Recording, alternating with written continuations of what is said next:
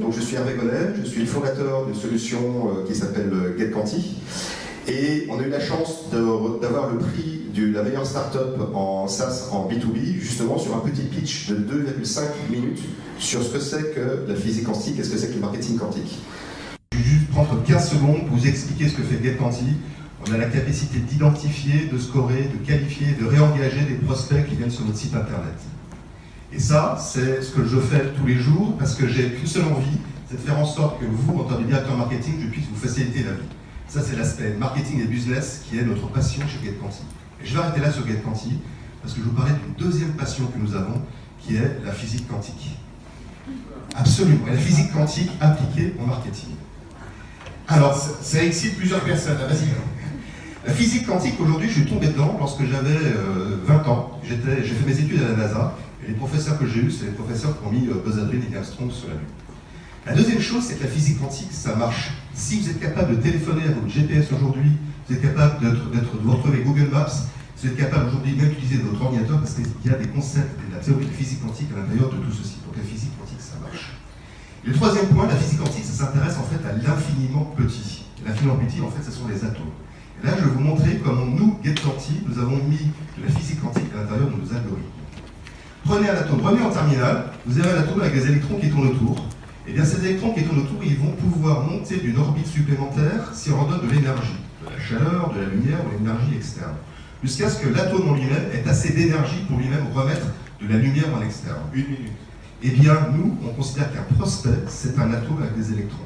On va quelque part lui envoyer l'énergie avec des campagnes marketing, de l'AdWords, de l'email, jusqu'à ce que ce prospect soit assez excité pour lui-même réémettre en fait de l'énergie en externe sous forme d'une couleur, sous forme d'une lumière.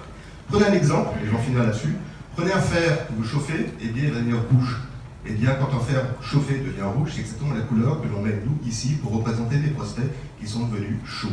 20 secondes. Et donc notre job à nous, c'est de détecter la couleur des prospects les plus chauds qui viennent sur votre site internet. C'est ce que vous voyez ici, entre du violet jusqu'au rouge. Et deuxièmement, c'est de mettre un prisme sur votre site internet pour révéler quels sont les prospects les plus intéressants, les plus intelligents que vous devriez recontacter. C'est pour ça qu'on s'appelle GetQuanti, par rapport à la physique quantique. Et deuxièmement, c'est pour ça que notre logo, c'est un prisme avec de multiples couleurs. Donc nous allions le marketing et la science pour faire en sorte que vous facilitez la vie tous les jours et faire en sorte que vous ayez votre job qui soit fait beaucoup plus facilement. Vive le marketing B2B, vive la physique quantique et vive la physique quantique pour votre marketing.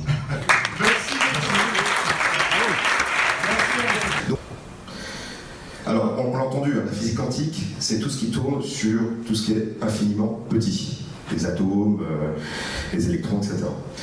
Et en fait, il y a quand même beaucoup de chercheurs qui ont travaillé dessus. Je ne vais pas tous les citer, d'ailleurs, je ne connais pas tout l'historique sur le sujet. On peut dire Young, Bohr, Einstein d'un certain côté aussi, Heisenberg, Schrödinger. Et ils ont tous permis de mettre à jour en fait, des principes qui fonctionnent et qui sont bien différents de notre monde actuel. Et je donne deux exemples de physique quantique qui marchent et qui sont complètement différents de ce que l'on connaît en fait du monde actuel. Le premier, et qui est assez simple, on l'utilise tous les jours, c'est ce qu'on appelle des principes de non-commutativité. Alors c'est un terme technique, mais c'est-à-dire une chose toute simple. C'est que quand on apprend les mathématiques, tout le monde connaît, et on sait que 3 fois 2 est égal à 2 fois 3. D'accord ?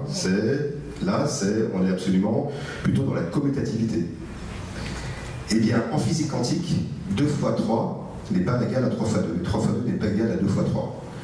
Et ça, on le verra, parce que, en fait, c'est quand on pose la question, en fait, à une particule, donne-moi ta vitesse et ta position, on aura un certain nombre d'informations qui nous arrivent, mais si on pose la question à la particule, donne-moi d'abord ta position puis ta vitesse, alors que c'est la même particule, on aura 2 mesures différentes aussi.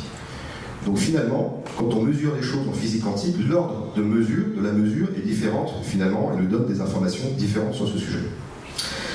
Et ça, je pense que Ariane, justement, va développer, je vu que tu avais un petit peu hoché la tête, tu vas beaucoup développer ça sur le sujet, parce qu'on a travaillé ensemble là-dessus, sur la cognition quantique, et justement sur l'ordre et la manière dont on peut poser des questions à des gens et savoir finalement quelle est la réponse ou finalement l'état de décision finale que l'on va pouvoir avoir. Le deuxième exemple que je vais vous prendre, c'est qu'une particule, tant qu'on n'a pas observé, peut être dans plusieurs états à la fois. C'est un truc assez fou. C'est-à-dire qu'une particule, tant qu'on ne l'a pas ouvert, quelque part, on ne l'a pas regardé, on ne l'a pas mesuré, eh bien, elle peut être à l'autre bout de l'univers, passer sous la tour Eiffel, repasser sous le pont de San Francisco, revenir à Paris, repartir à l'autre bout de l'univers, et finalement arriver pour constituer cette table-là, ici, être présente ici, parce qu'on l'observe, parce qu'on la regarde. Le fait d'observer, l'observation de ce qui se passe dans le monde de la physique quantique est primordial. Tant qu'on n'a pas observé, on ne sait pas où se trouve la particule et dans quel état elle se situe. Et ça, c'est très très bien décrit avec une expérience que vous avez peut-être tous entendu, qui s'appelle l'expérience du chat de Schrödinger.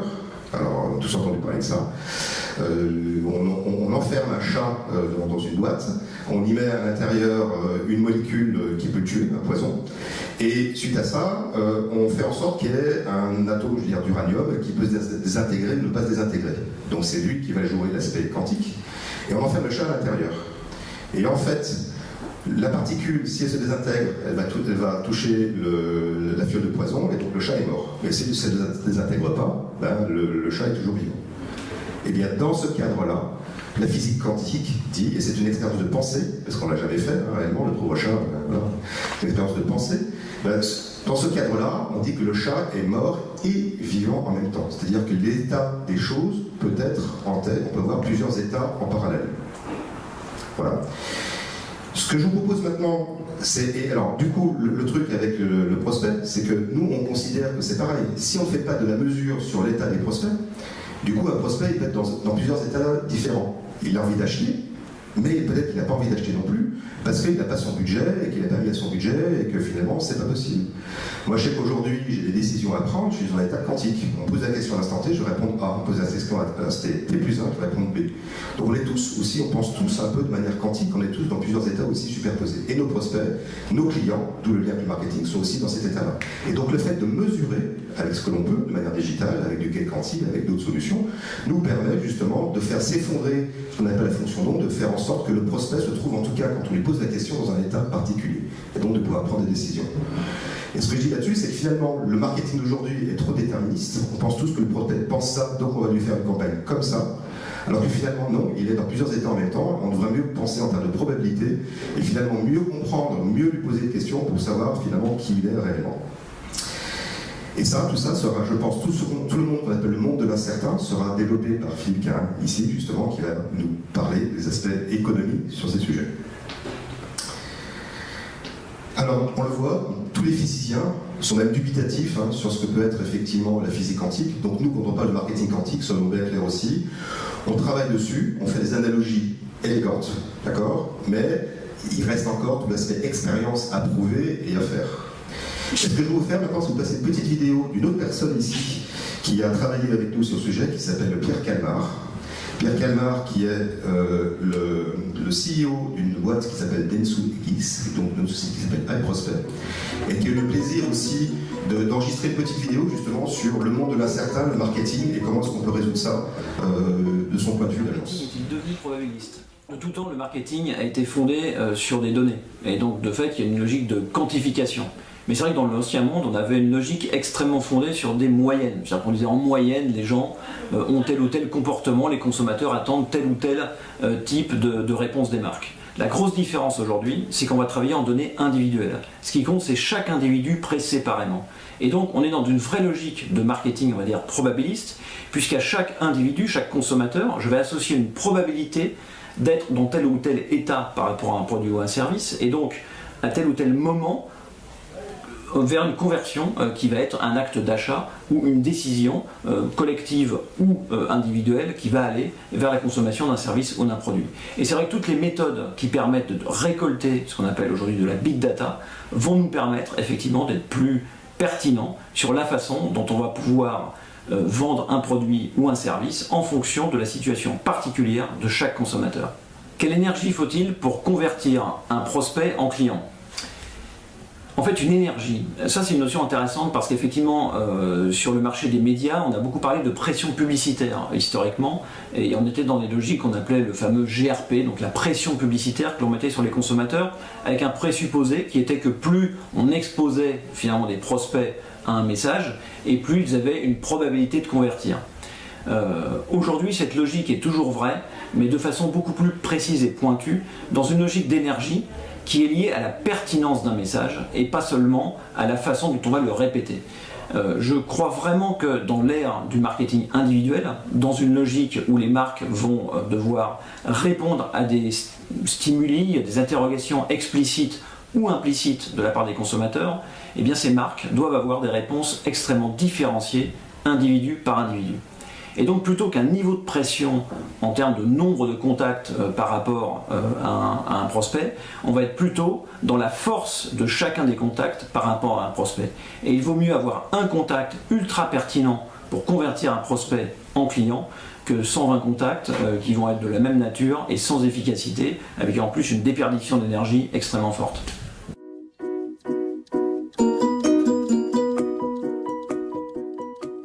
Je pense qu'on est dans un monde marketing trop déterministe. On croit trop à ce qu'une action A va avoir un effet comme étant une action B.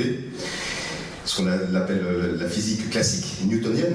Je pousse un verre au bout de la table, il tombe et il a du mal à revenir en arrière. Alors que la particule marketing quantique, elle peut être à plusieurs endroits en même temps, et voire même, j'avais pas remonté le temps, c'est pas vrai, mais elle peut être à plusieurs endroits. Donc en fait, le monde de la physique quantique peut nous interroger sur réellement la manière dont on fait le marketing. Et je pense qu'il vaut mieux être aujourd'hui dans un monde où il faut mesurer. Ensuite, il faut pouvoir derrière avoir la possibilité de faire s'effondrer la fonction d'onde, de savoir dans quel état en fait se situe un prospect, et ensuite de pouvoir finalement agir avec ce qu'on appelle le truc tout simple, le bon message à la bonne personne au bon moment, et non pas sur des campagnes scénarisées de A avec 15 emails qui vont partir tous les 15 jours, mais plutôt de bien réfléchir à l'événement clé qui vient d'arriver sur le prospect pour lui envoyer réellement en fait le bon message qu'il attend. Et pour finaliser, avant de passer la parole, en fait, j'ai pris le pari ici avec une personne dans la salle que je serais capable de reproduire en live l'expérience du chat de Schrödinger. Il y en a un ici qui me regarde, et c'est le cas. Voilà. J'ai pris le pari avec toi. Ouais. Et donc, vous le savez pas, mais depuis le début de la conversation, en fait, j'ai enfermé non pas un chat, mais un marketeur ici, dans cette boîte. Ici. Servez-vous, Smeg. Ça fait exactement une demi-heure que nous avons un marketeur à l'intérieur de ceci, avec une fiole de poison, un petit atome d'uranium qui a une chance sur deux, finalement, de se désintégrer. Et donc, aujourd'hui, en live, nous allons savoir si le marketeur est mort ou est vivant. Vous êtes prêts ? 1, 2. Il est les deux. C'est vrai. Il est les deux. I'm not dead. Je trouve que c'est ça en fait le message, c'est que finalement le marketing n'est pas mort, le marketeur il n'est pas mort non plus, et que mieux que ça, presque avec le marketing quantique, on va même un cran plus loin parce que la physique quantique permet de faire de la téléportation. Et je viens de téléporter en fait notre marketeur favori, ici Philippe Carin. Avec sa fiole. Avec sa fiole. Pour justement te passer la parole.